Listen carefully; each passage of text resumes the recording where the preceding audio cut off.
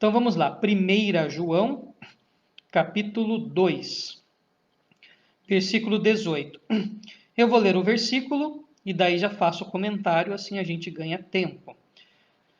Filhinhos, então mais uma vez essa forma amorosa, carinhosa do autor da carta se referir aos seus destinatários, bem como é uma maneira que eles falam conosco ainda hoje, né? Então nós também somos destinatários desta carta, então uma maneira amável, né?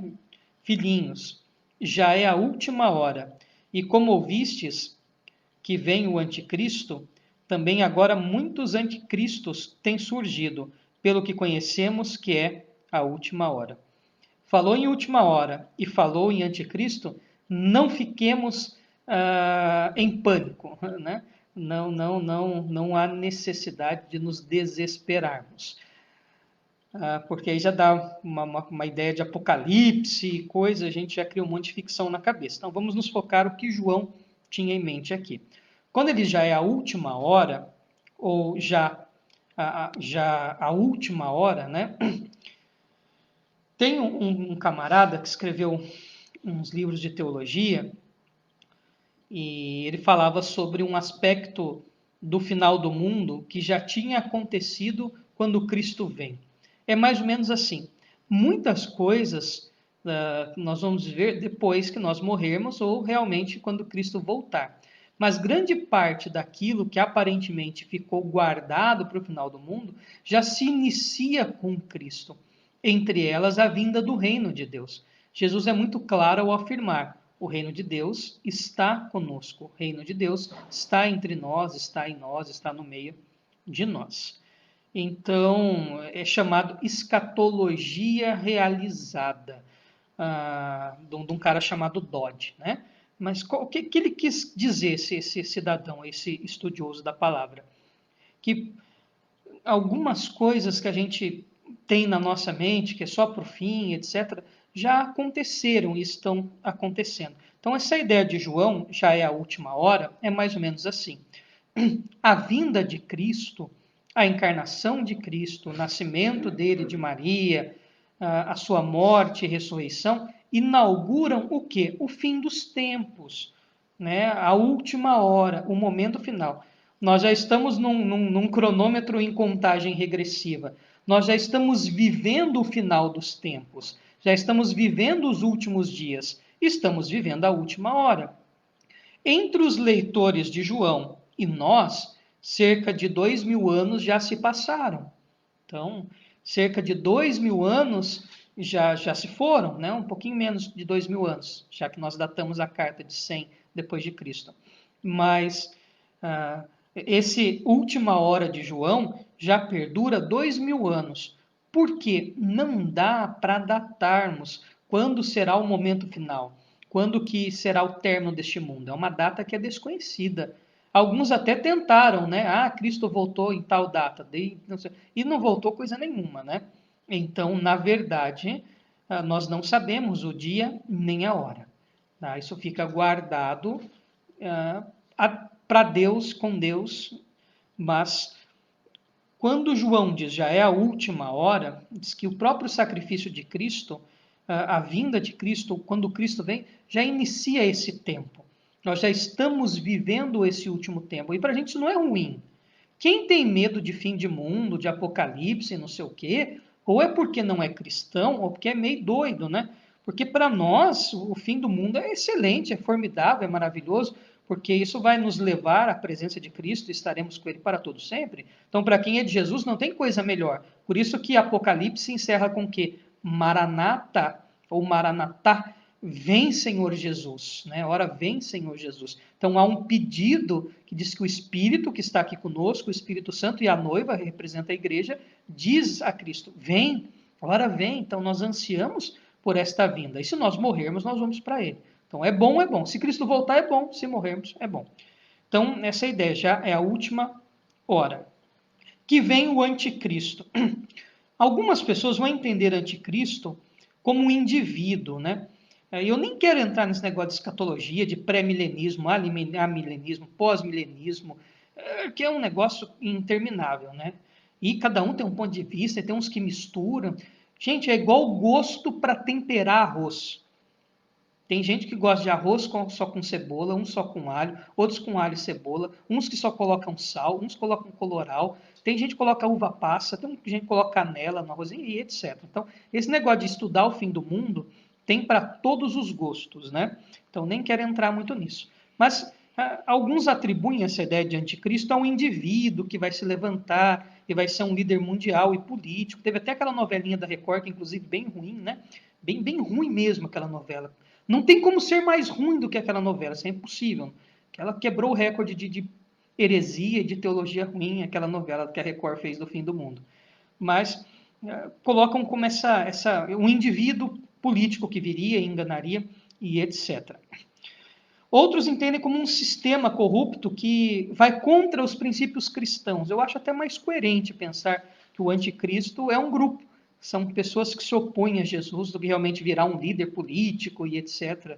Aliás, se pararmos para pensar que agora o próprio apóstolo vai fazer um paralelo para dizer que esses anticristos eram aqueles hereges, aquele povo que estava saindo ali do meio da comunhão dessas comunidades que leram esta carta para fundar uma heresia, eles recebem esse título de anticristos. Então, o que a gente já teve de anticristo governando aí não é brincadeira. E aí, então, faz esse anúncio da última hora, desse tempo em que haveria um grupo contra Cristo, e na verdade isso sempre houve, né? Também agora muitos anticristos têm surgido. Veja o plural, muito anticristos. Ele vai atribuir a esse povo herege que tinha saído desse meio cristão, dessa comunidade, ou das comunidades que leram esta carta. Né? O objetivo era que esta carta alcançasse, essa comunidade estava vivendo esse momento de divisão. O grupo que tinha saído pregava um monte de heresia, um monte de maluquice, entre elas que Cristo não tinha vindo com um corpo humano, pregavam um ódio aos irmãos, pregavam uma libertinagem, um relativismo moral, ou seja, pode tudo, ninguém é de ninguém, o pecado não existe, vamos curtir a vida. Um grupo complicado, né? E eram chamados gnósticos, né? Ou religiões de mistério. Enfim, é coisa maluca, tipo esse esoterismo doido que a gente tem no Brasil aí, negócio de horóscopo, de signo, de tarô, né? Tudo coisa de doido. Não existe nada disso, né? Então, eram esotéricos, gnósticos, misturavam um monte de coisa. E esse grupo também é taxado de anticristos, ou seja, essa imagem dessa figura ou desse sistema, alguns vão dizer que é um homem, né? Cada um tem o direito de pensar como quer, que vão contra a prática do evangelho. Então, qual a conclusão que você pode chegar disso? Aí fala, pelo que conhecemos, que é a última hora. Para João, a escatologia é realizada, ou seja, o final do tempo já está acontecendo. Já estamos vivendo os últimos dias, já estamos vivendo a última hora. O fim já começou, isso já foi inaugurado com Cristo. Então, não vai ter esse negócio de período daqui, período de lá. Então, para João, parece que já tudo, a ressurreição, a encarnação de Cristo, o seu nascimento, o sacrifício, a salvação nossa, já é o consumado. E, consequente, o fim do mundo também já aconteceu. Nós só estamos aqui aguardando brevemente. Então, já inaugura esse fim dos tempos. Pelo menos na teologia de João, isso fica mais ou menos evidenciada, né? E ele compara todo o indivíduo, no caso desta heresia aqui antiga, que vai contra o evangelho, contra a palavra de Deus, contra os escritos dos apóstolos, como anticristos. Então, todos aqueles que pregam algo que vai contra Cristo, contra a sua palavra, são anticristos, nesse sentido mais genérico. Não precisa necessariamente ser lá o líder político mundial que vai vir e vai enganar a população e blá, blá, blá, blá, blá, blá. Eu acho que isso é muito ficção. Mas se você acredita nisso, que bom. Também não é assunto fechado. Cada um pode acreditar do jeito que quer. Eu acredito o contrário. Penso de uma maneira diferente. Mas não sou dono da verdade, né? E como é um tema muito aberto, muito complexo, então não tem como a gente bater o martelo, tá? Versículo 19. Eles saíram de nosso meio, entretanto não eram dos nossos, porque se tivessem sido dos nossos, teriam permanecido conosco. Todavia eles se foram para que ficasse manifesto que nenhum deles é dos nossos. Agora uma crítica gravíssima a esse grupo dissidente. Veja como que o 19 completa o versículo 18. Veja, João não está falando nada de anticristo, que vai vir líder político, e revolução, e blá, blá, blá, e milênio, e 1000 anos, e 7 anos e meio, 2000 anos e meio, enfim. Veja que ele está ligando esse papo dele de anticristo. Nota, só aqui nesse versículo que você tem o termo anticristo no Novo Testamento, vamos dizer na Bíblia toda. Em nenhum outro lugar da Escritura você vai encontrar esse termo anticristo. Só aqui. Só que essa linguagem típica aqui desse texto, João vai usar esse termo anticristo só aqui. Em todo o Novo Testamento você não vai ter novamente essa citação. E ele vai dizer que anticristos são essas pessoas, é este grupo dissidente que saiu. E justamente esse fato deles terem saído e negado o evangelho verdadeiro, o versículo 19, que nós lemos há pouco, evidenciam que eles não eram de Deus. E alguns vão enxergar nesse texto aquela doutrina que é complicada também da eleição, né? Que Deus, desde antes da fundação do mundo, escolheu o seu povo para ser salvo e tal, que vem lá de Santo Agostinho, passa por Santo Anselmo, vem por Calvino, e aí vem vindo, né? Essa ideia da eleição. O próprio Lutero, enfim, também tinha, os luteranos também coadunam com essa ideia da eleição, da predestinação e etc. Né? Então, na exclusividade do calvinismo, né? Tanto o Santo Anselmo, o próprio Bernard Clairvaux, né, que a gente chama Bernard Claraval, e Santo Agostinho já tratavam dessa ideia da eleição. Enfim, um pouco diferente do pensamento de Calvino, um pouco diferente do pensamento moderno, né? Mas alguns veem nesse versículo 19 também essa ideia de eleição. Eu acho um pouco temerário, eu acho que existem textos melhores para trabalhar essa questão. Talvez o foco de João aqui não esteja ligado à questão da eleição, mas para dizer que pessoas que justificam uma heresia, que se tornam anticristos, que viram as costas para o evangelho e tentam seduzir outros a seguirem o seu falso ensinamento, só evidenciam que nunca foram cristãos. Nunca foram cristãos. Ou seja, é uma crítica forte, dura e uma taxação. E esse grupo que saiu e está fazendo bagunça, nunca foram nossos. É pesado, né? É duro. Então há uma dureza nestas palavras. Versículo 20. E vós possuís unção que vem do santo, e todos tendes conhecimento. Então, que vem do santo, vem de Deus, vem de Jesus Cristo, aqui santo, né? Jesus Cristo é chamado de o santo de Deus, mas também muitas vezes o termo santo sozinho pode se referir a Deus o Pai. Então, Deus, vamos trocar santo por Deus. E vós possuís unção que vem de Deus, e todos tendes conhecimento. O que é unção aqui? Unção. É um símbolo que vem lá do Antigo Testamento, unção, que quando alguém era capacitado ou ordenado para exercer alguma função, derramava-se um óleo preparado, especial, cheiroso, sobre a cabeça daquela pessoa, daquele indivíduo, o sacerdote, né? Quando você lê o Salmo 133, é como o óleo que desce sobre a cabeça de Arão e vai para sua gola e desce pela sua veste sacerdotal e etc. Então, o óleo era um sinal de unção, de ordenação e tipificava o Espírito Santo. Então, essa coisa de derramar óleo sobre a pessoa era um símbolo, um ritual para mostrar que o Espírito Santo estava capacitando aquela pessoa. Então, daí nós emprestamos o termo unção. O próprio termo Cristo, quando nós falamos de Jesus, o Cristo, o próprio termo Cristo quer dizer ungido, aquele que foi ungido.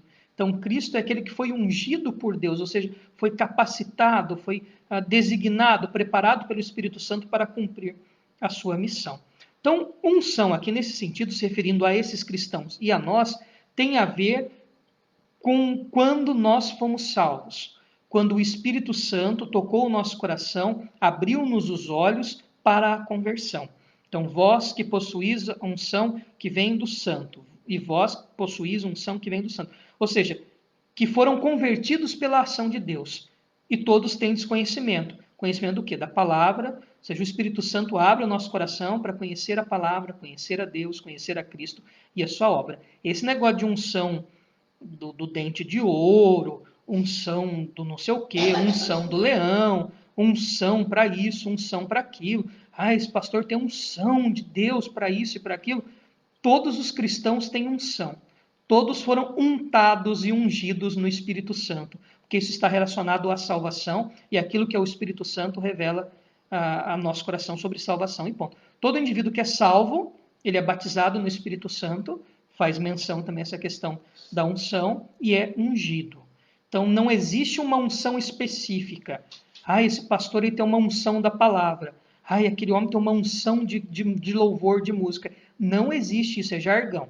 É pejorativo. É que pega, né? A gente pega essas manias de falar essas coisas, depois é difícil parar, né? A gente diz, nossa, que unção! A gente canta a música, a unção de Deus está aqui, né? Mas assim, como se fosse um derramar do Espírito Santo diferente, que fica todo mundo meio doido. Oh, não tem nada a ver com isso aí. Unção no Novo Testamento tem a ver com salvação. Você foi salvo, meu querido. Você foi salvo, minha querida. Você é ungido, você é ungida. Não precisa mais derramar óleo na cabeça de ninguém. Né? Mesmo porque há um digesto presbiteriano agora que recomenda que a gente não use mais óleo, né?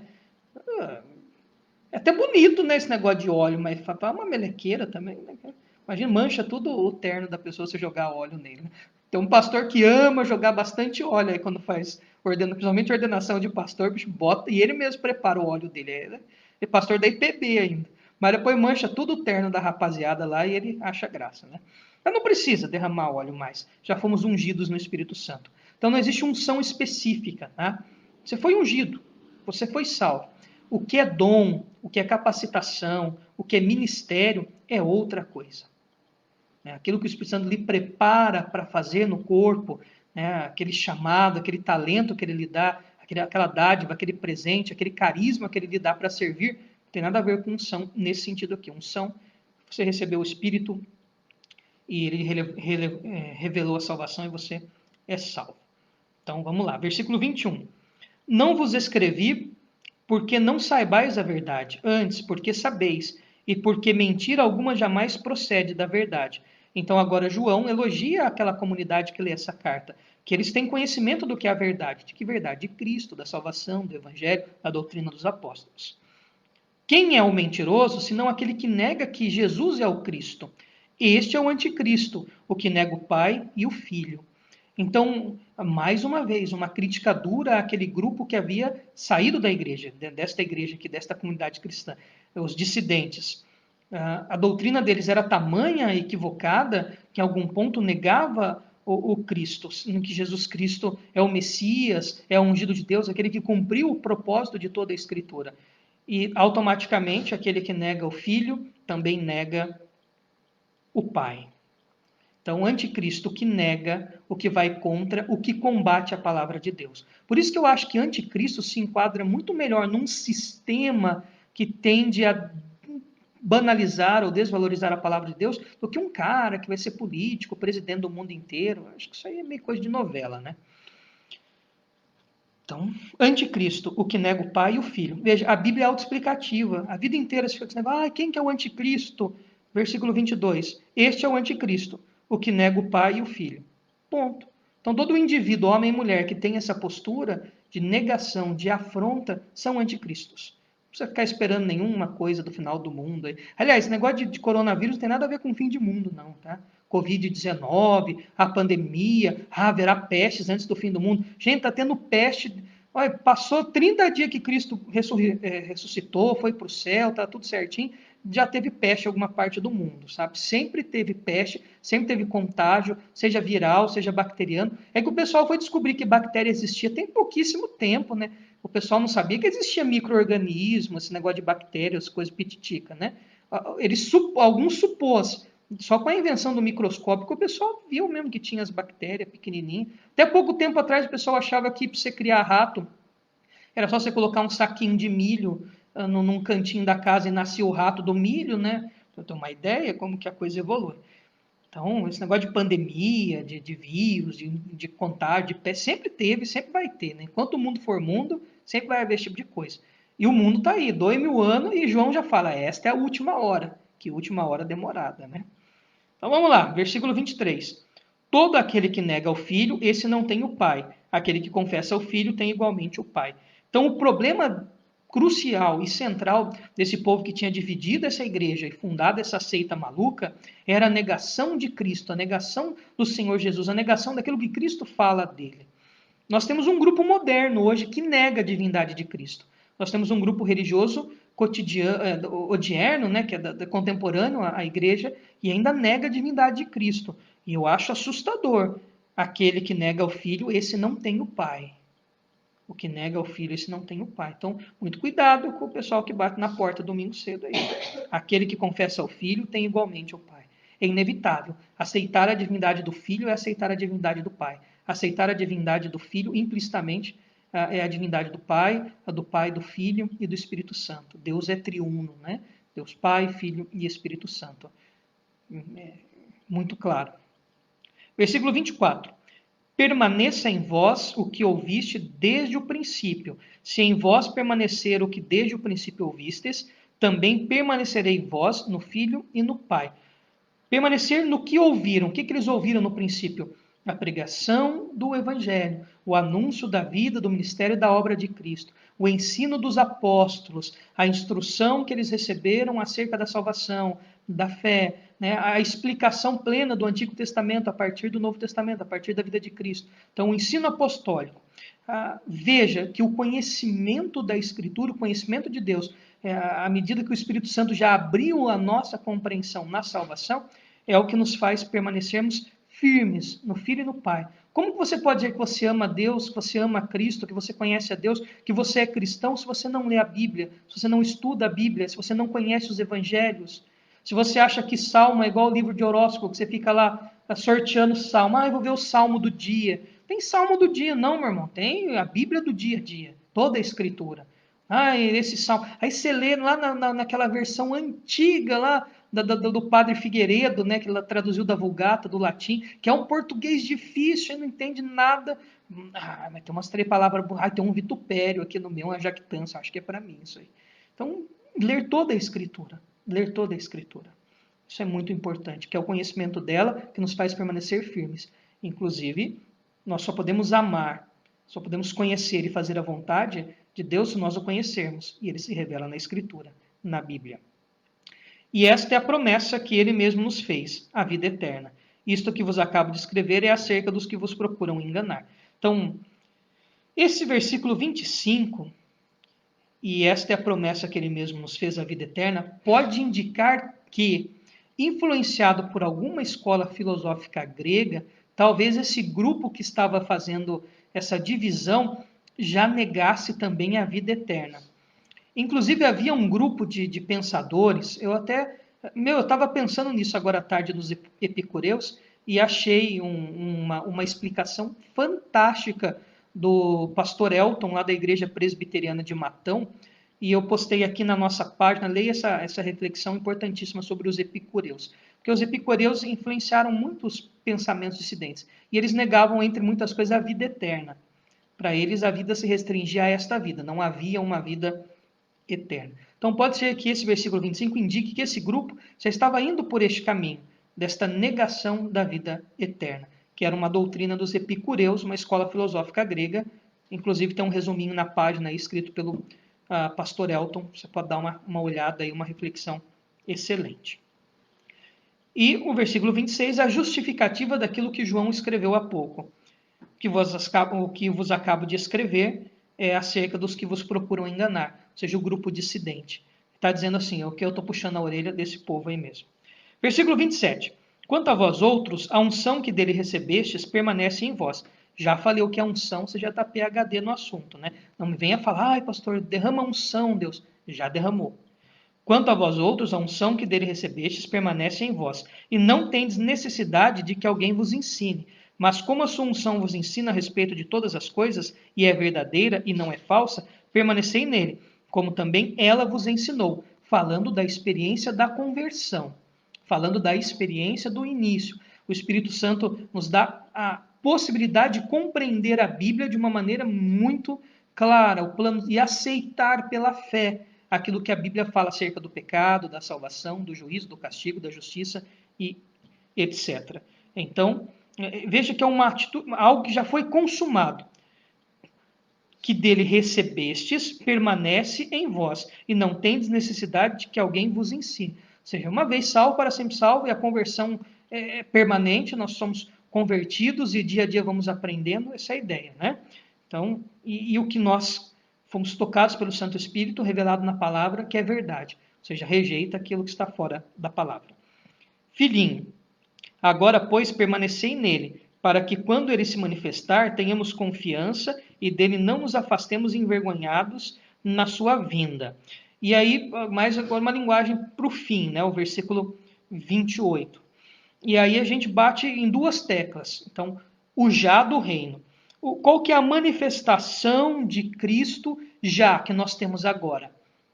É a salvação, é a comunhão, é a vida na igreja, é a palavra de Deus, é a Escritura, é esta compreensão que nós temos da Escritura através do Santo Espírito. Então, é essa manifestação que nós temos já, esta convicção da vida eterna, essa convicção que seremos salvos, essa convicção que a ressurreição de Cristo nos garante a nossa própria ressurreição.